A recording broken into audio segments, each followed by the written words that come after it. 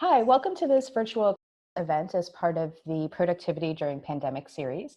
I'm Dr. Michelle Dion, Associate Professor of Political Science and the Academic Director of CRESS, the Center for Research in Empirical Social Sciences at McMaster University. I want to begin by acknowledging that McMaster is on the unceded territories of the Mississauga and Haudenosaunee Nations and within the lands protected by the Dish with One Spoon Wampum Agreement. Today, we're very excited to have with us Lawrence Sumner, an assistant professor, and Benjamin Lip, chair in political economy in the Department of Political Science at University of Minnesota, Twin Cities. She studies political economy and research methods with a focus on the interactions between businesses and public opinion, and also on issues of measurement. She has also published several studies that relate to diversity in publications and citations and bibliographies in the field of political science. So we're very excited to learn from her today in her talk about enhancing the diversity of course syllabi, tools, and other suggestions. Welcome, Jane. Thanks, Michelle. And thank you everyone for having me here. I'm joining you from my 2.5-year-old's bedroom. So if you look closely, you can see the reflection of his fire truck bed in my glasses, but it's the place in our house that has the best light. As Michelle said, I'm here to talk about enhancing the diversity of course syllabi. So there we go. So the main point of the talk is going to be on 3 practical tools for enhancing the diversity of your course syllabi. But to get there, first, we're going to talk about what I even mean when I say syllabus diversity. And then I'm going to briefly try to convince you, if you're not already on board, that you should care. Okay, so when I say enhance the diversity of your syllabus, what do I even mean by that? The word diversity gets thrown around an awful lot. It tends to be something of a buzzword, especially in academic circles. Especially, I would say, beginning early this summer with the uprisings right here in Minneapolis, right? We hear a lot now about the importance of diversity. So what do I mean when I use that term in this context? So the key to what I'm talking about is the necessity and importance of presenting different voices and perspectives when you develop a reading list for a course. It's worth acknowledging at this point that having a heterogeneous list of authors does not necessarily mean you will end up with a diversity of perspectives. You can have a heterogeneous author list that still shares the same dominant framework, for instance. That said, it's a good start. It can be a useful heuristic. And for reasons I'll briefly discuss later, it might be a worthy goal just on its own. So, as I was writing this talk, I actually realized that the best motivating quote is from, again, a book that my toddler really likes to read, that I've therefore read hundreds of times. And the quote is, "Race, religion, citizenship, class, and ability, each of these intersects to form identity. Age, gender, size, and skin color too can make living life different for a friend than for you." And why is this relevant to this talk? Because the way that we live our lives, our lived experience in the world, influences many things about our research, even if we don't think about it. So the way you live your life, the way you have experienced the world, is going to have an impact on the questions you ask, the theories you propose, the theoretical frameworks, approaches, ontological assumptions. All of these things about your research are somehow driven by the way you have experienced the world.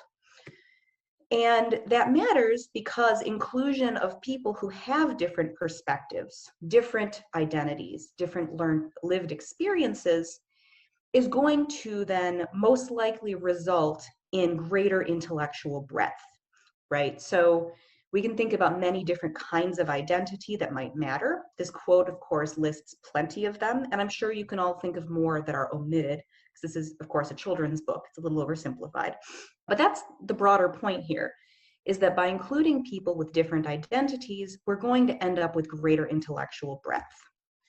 So then that leads to the question of diversity in what? And of course, there are all the identities that I talked about on the previous slide. And in addition to those, there are some that are more specific to academia. So the institution someone is from, their educational background, their ontological assumptions, and so many more things that are going to matter if you're going to develop a syllabus that truly has the greatest intellectual breadth. So why diversify? There are a lot of reasons. One reason you should diversify your syllabus is for your students. First off, it exposes them to a broader and more robust body of scholarship. It allows your students from more marginalized groups to see themselves right? The quote, of course, if you can't see it, you can't become it. I think that's also from a children's book. I think it's a quote from Sally Ride, maybe? I might be mistaken on that one. And also, it allows your students who are from non-marginalized groups see people and perspectives other than the ones that have formed their entire lives, right? And all of those things are important. You should also diversify for your colleagues. So inclusion in syllabi, especially in graduate syllabi, tends to lead to greater citation counts. There's some evidence that people are more likely to cite the things that they read in courses in graduate school. And citations, however problematic, as Michelle well knows, are often used in tenure and promotion cases. So inclusion in syllabi can lead to increased citation counts, which can help your colleagues who you include. You should diversify for the sake of your discipline. Yep, there we go. Exposing students to intellectual breadth is very good for the field as a whole. It helps the field to evolve. And it also contributes to a norm of inclusion. So if you diversify your syllabus, it can create a standard whereby others choose to do the same thing, which can compound all the effects I talked about before. And then of course you can diversify for your own purposes, exposing you to greater intellectual breadth, to voices and perspectives you may not previously have been aware of, can be good for your own research. Okay, I also feel I need to briefly address some common excuses that I hear. The first is I just assign the best research. The second is if the research was good, I would know about it and include it. And the third is I have to assign the classics. These are all based on several flawed assumptions. The first is that an individual's perception of quality is objective and unbiased. Now, of course, as researchers, we are trained in being able to assess whether research is quality or not. But also we all know that implicit bias is a thing, and therefore we are not unbiased judges of research quality. Whoops, my timing was off on here. The second flawed assumption is that an individual is aware of all research. And the third, especially with the classics argument, assumes that the field is static. It assumes that foundational texts have not been updated, refined, or built upon in any way. And indeed, foundational texts are often criticized and built upon by people from marginalized groups who take their assumptions and their work to task. And therefore, you can really just assign that work and engage with both perspectives at once. So the point here is there's really no harm other than the opportunity cost of time in aiming to diversify your syllabi. So of course, this raises the question, how can I make diversifying my syllabus easier? Because that opportunity cost of time is not negligible. It's very difficult to write a syllabus. It's very difficult to seek out additional work, to vet the work, to decide what you're going to include and not. So obviously some aspects are easier to measure than others. For instance, demographic variables of researchers are going to be easier to assess, to figure out where you stand, and then to iteratively check where you are along the process. So if you're interested in figuring out the gender or race balance of a syllabus, you can use the Gender Balance Assessment Tool, or the GBAT, which is a tool I developed when I was in graduate school, and the website's right there. And it brings you to this website. What does it do? It's a pretty simple tool. You, on the left side, upload a text document or a .bib file. And then what the algorithm does, it's based in R Shiny. It tries to identify what of the words are author names. And then based on the author's given or first names, it tries to estimate the probability that the author is a woman. And then based on the surnames or second last names, it tries to estimate the racial or ethnic background of the person based on the US Census categories. It then gives you an aggregate estimate for your entire document. And this is never going to be as good as doing it yourself. And of course, there are lots of aspects of an individual's identity that you cannot capture this way. But I developed this with an eye toward making this easier for people who were interested but didn't have a lot of time. So I always want to be very clear, this is not a perfect tool. It makes mistakes, it's using algorithms, it's taking guesses. But if you are short on time and you really want a quick and relatively accurate estimate, this is going to get you where you need to go. Okay, so the second question that is raised by all of this is a question I get all the time, which is, so I have cited 30% of my syllabus is women. Is that good? What should I aim for? And all of that depends on the diversity of your field. I typically don't take a strong stance on what the benchmarks should be. Other people do and are more comfortable with that. I would generally say that your benchmarks should be numbers that are representative of your field or subfield or the particular topic that you're talking about. That leads to the question of what is the composition of your field? What is the gender balance, the racial balance? How many scholars from different backgrounds are in your field? Now, your professional organizations may have these numbers for you. In political science, some of them periodically publish information on how many women, on the racial backgrounds, and so on. But what if they don't? Or what if you're not interested in representing an overall field, but instead a particular question? So some colleagues and I at the American Political Science Association Diversity Hackathon in 2018, we developed an assignment for graduate students that aims to help them figure this out. So this is what we call the My Subfield assignment. And it was intended for first-year graduate students and to be assigned over 3 weeks. But it's flexible. You can do it yourself. You can assign it to any kind of student at any level with minor tweaks. So what does it look like and what does it do? The first part of the assignment is to have the student identify a research question or a topic and then identify N scholars working on or near it. So we suggest N equals 10, but choose the number that best speaks to you. And then what you're supposed to do is for each of those scholars, do some background research on them. So we suggest that students look up the affiliation, the educational background, the rank, and then any other relevant traits.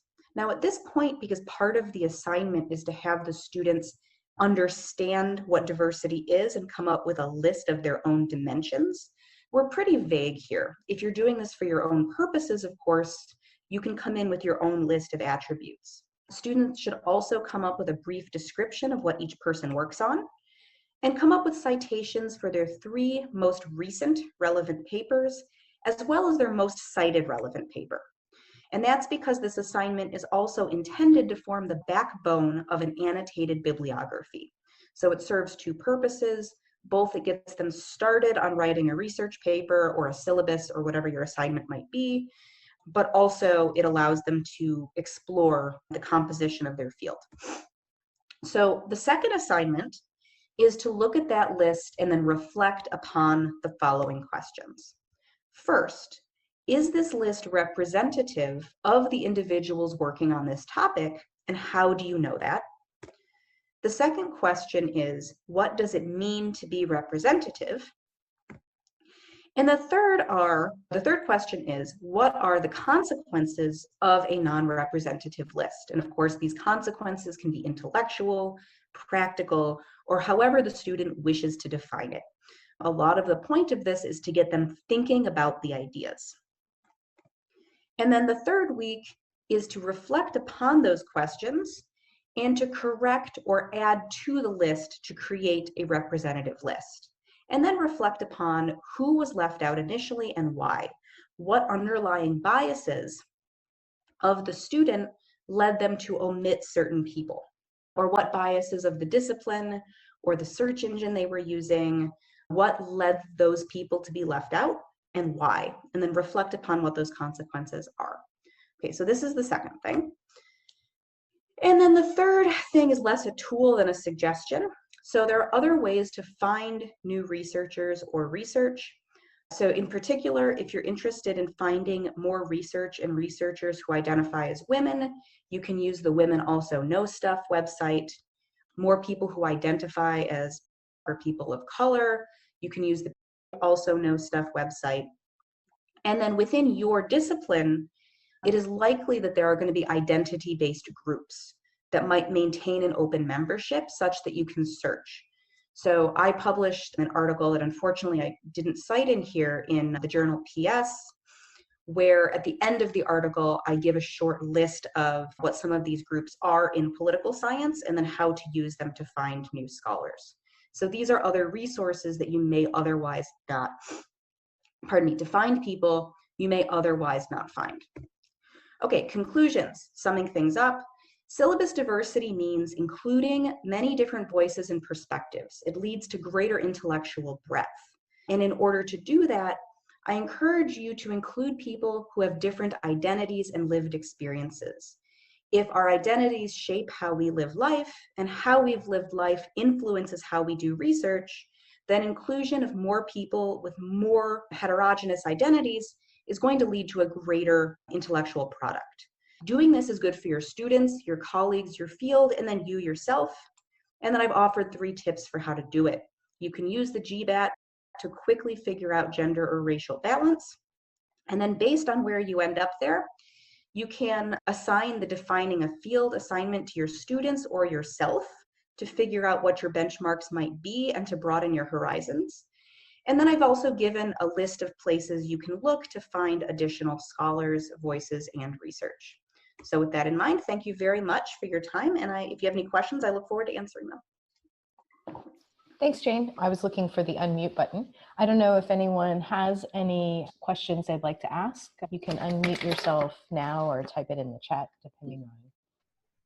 I have one question that I've wondered about the GBAT is the use of the Social Security Administration. I think that's, or no, you said it's the census data for the racial makeup. Yes. I could see on the one hand that might not be as accurate given the demographics of the United States, but then there's another part of me that wonders, given the large number of immigrants from all over the world in the United States, that in fact maybe it would be okay.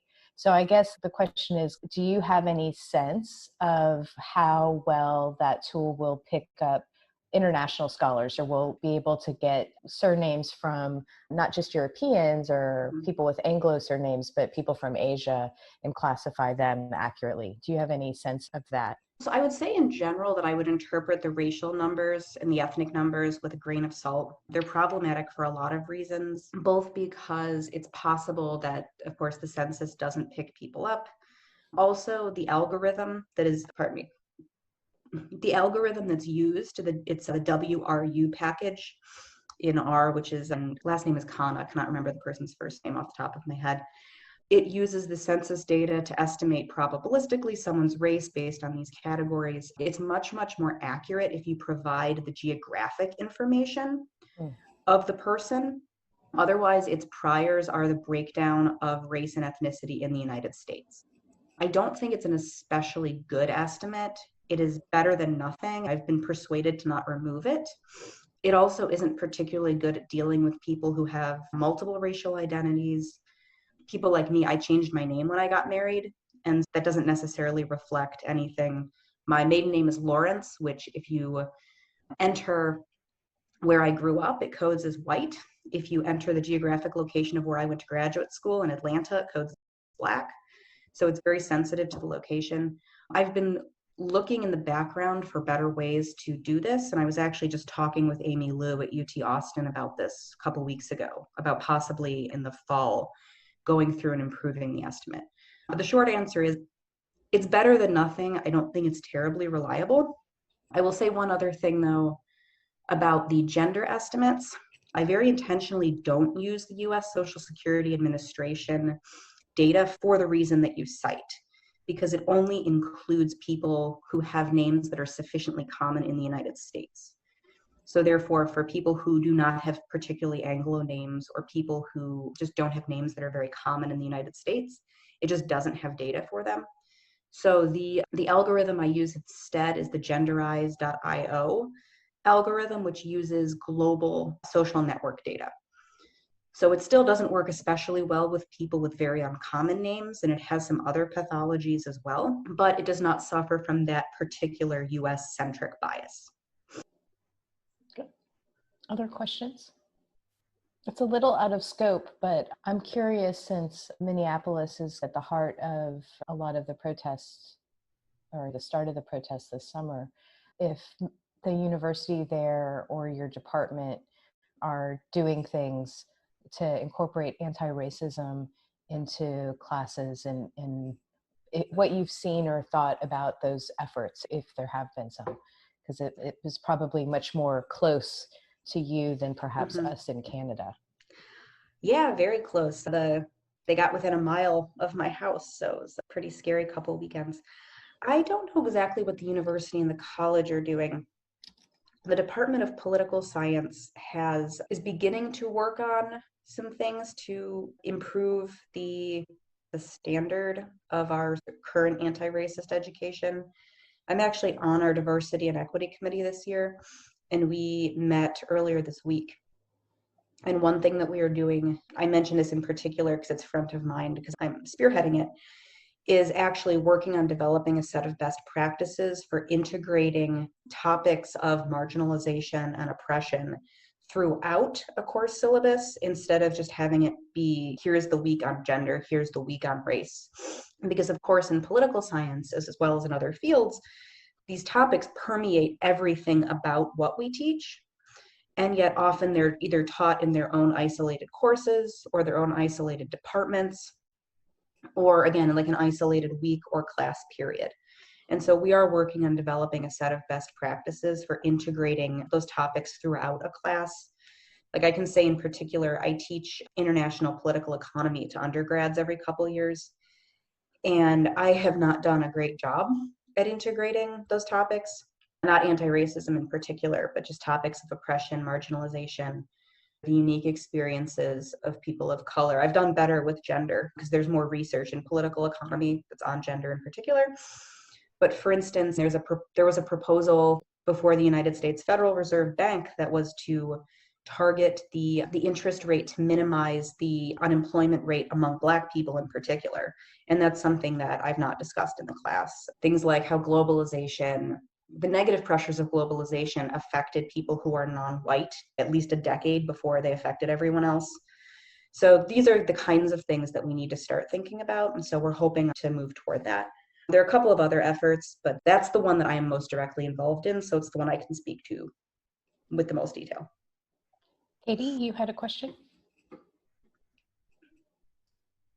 Yes, thanks for the talk. And also, I just wanted to thank you for I've used it for a number of years for my syllabus, and I find it really helpful. And I was wondering if you have any suggestions or advice on how to talk to your students about the way you think about diversifying your syllabus. Like, this is something I find it easier at the graduate level. I talk to them about my stats from GBAD and why I do that. But at the undergraduate level, I find it a little more difficult to explain the rationale, and also hindered by the fact that I use a textbook for my large undergraduate class, which I might move away from, but I feel like it affects my ability to explain what I'm trying to do with the additional readings in terms of the diversity of perspectives and authors. Yeah, so I don't think I'm going to have a good answer for you, but I can tell you my thinking about it at the moment, because this is something I've also struggled with in the past. And like you said, it's easier with graduate students. With undergraduates in the past, when I've tried to address these topics, it's almost like some of them get the idea that there's like an affirmative action program happening, and that therefore this research is less than other research and it's being included only because of the author's identities. And so I'm trying something new this year in my undergraduate class for the fall. I'm teaching research methods, which gives me a lot of flexibility in what I assign. I am intentionally writing a syllabus where there are no assigned readings that only have white authors. Although actually, I guess there are a couple where I have Indigenous authors who may or may not identify as white, so I guess that's not entirely accurate. But I'm not aiming to do that. I have done that. I just finished it. And then I'm not going to address it at all. I'm not going to say a single word about it. And because I wouldn't say a single word about it if I assigned a syllabus that was all white people or all white men. So I'm not going to say anything to preface it, and I'm just going to see what happens. And that's my strategy, is to just see if I can present this as normal, because it is normal. It's good research. They're valuable perspectives. And I have just decided that I don't think that it needs any explaining. Now, of course, that doesn't get to the pedagogical aim of trying to explain why one might do this, which might lead students to understand why they might try to seek out alternative perspectives in their own lives. And so that I can't really say anything useful about, but my aim here is just to normalize having a group of researchers who are predominantly people of color, who are predominantly from marginalized groups. And I'm just going to see what happens with that. So we'll see. If I can jump in, I've thought a little bit about this, that in the sense that one of the challenges with undergrads I find is that they don't understand in the same way as graduate students, or at least doctoral students. And even graduate students initially, it takes some time for them to realize this. They don't think of papers and articles and ideas as attached to people. They tend to think of them as just a thing that's out there that they have to like learn and process and engage with. And they don't, and there seems to be like a disembodied connection. And so that's why I like the assignment, because the assignment, by asking people to not only go find articles, but to research the person, like where they went to school, what type of school did they go to, where are they teaching now, actually turns the author into a real person that is behind the research, as opposed to it just being some product. So I could see that a version of that assignment at the undergraduate level, helping undergraduates make that shift and recognize that people's research is actually part of a trajectory of a career and reflects a certain set of commitments in that career, that instead they just, because we've all been in classes, seminars, like fourth year seminars, where people misgender the authors because they're just not paying attention, because the authors are not real people. So I would be curious to see if people pick up, the undergraduates in your class, Jane, pick up on the fact that so many of the authors are people of color, or that all of them are, the majority of them are, in part because undergraduates, in my experience, don't seem to think of authors as people at all, regardless of thinking about their dimensions of representation. Yeah, and so one thing I'm doing to emphasize that is that I'm actually going to be inviting some of the authors to come speak to the class over Zoom to talk about whatever aspect of their research is the reason I assigned the paper. I haven't actually sent out those invitations yet because I'm trying to figure out the specifics of honoraria at the moment, not something I've dealt with before. But I'm hoping that will really bring it home. The other thing that I always talk about, how much it sticks more in research methods than it does in my political economy class. But I talk a lot about how our theories are, in research methods, I talk about how our questions are driven by the things that interest us. So they're inherently personal. But in all my classes, I talk about how our theories are just ways to make sense of things that we don't understand in the world. And that in that way, they're driven by the things that we understand the world to be and how we understand the world to work. And that therefore that's going to differ based on the identity. And sometimes I give personal examples of my friends or my own research. But yeah, I think you're absolutely right. They just see titles and they're just pages that they print and have to read, and they don't think much about the identity. Yeah, Allison. Crest is really based on looking at the future of research in the university and how we can really promote the kinds of learning and training that are going to really direct us towards the future. And one of the things that I've been thinking about a lot is the extent to which universities need to be engaging with the kind of learning that is happening within business and government and organizations and all of the gray literature that is out there. And I'm interested because a lot of what I see amongst many of my friends and colleagues is a great deal of applied research that's happening completely outside of academia and is not in peer-reviewed journals. It seems to be increasing, but that's just, I did absolutely no research on that. And so I'm curious about, particularly for methodological courses and other things that are less theory-based, thinking about diversity in other aspects in terms of more applied versus strictly theoretical research. I'm sorry, I'm not sure I entirely understand what the question is. I'm not sure I framed it very well. I apologize. Sorry. I guess what I'm asking is, when I look at a lot of the diversity of ideas and opinions happening, I see one of the dimensions being more strictly within academia and theoretical versus applied. And I also see a real difference, particularly around ethnicity in how people are affiliated, whether they tend to be in applied settings or academic settings. And so I was curious if that had come up at all in your thinking about bringing diversity into the syllabi. So is it a question about bringing in applied research as an additional way to diversify both the ideas but also the identities of researchers? Is that part of the question? Yeah, it's based on an assumption of mine that says a lot of where I see more diversity in opinions is in applied research. I think there's three different answers to this, all of which get a different aspect of what you answered or what you asked.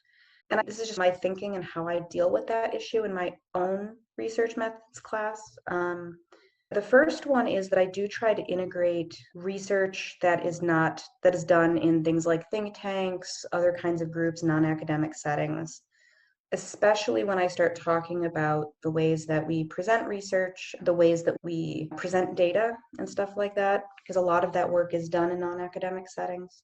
So for instance, when I teach data visualization, I'm trying to remember what this woman's name is. Let me look it up very quickly. There's a woman whose Instagram I actually assign my students to look at. Mona Chalabi. I assign my students to go through Mona Chalabi's Instagram.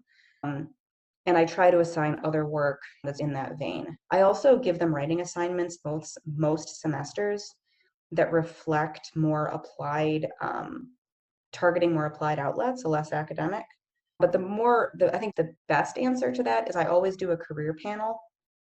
Actually, this semester I'm not doing a career panel, but usually I do a career panel where I invite people who are not professors. And ideally, I try to invite people who don't have PhDs, or at least a mix of people, where they come and talk about how they use research and how they use research methods in their careers in politics or policy or advocacy.